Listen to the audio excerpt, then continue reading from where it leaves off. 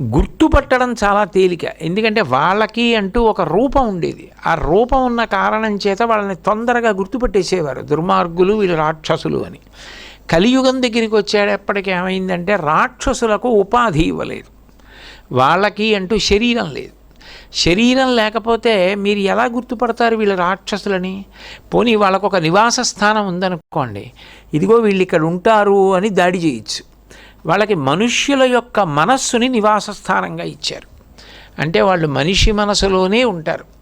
వాళ్ళకి ఆ అవకాశం ఎప్పుడు కలిగితే అప్పుడు రాక్షసుడు విజృంభించి రాక్షసుడు చేయవలసిన పనిని మనుష్యుడే చేస్తాడు.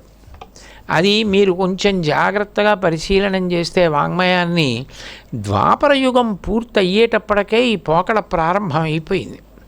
ఎందుకనంటే అశ్వత్థామ మొట్టమొదట ఇటువంటి దారుణ కృత్యాలన్నీ ప్రారంభం చేశాడు.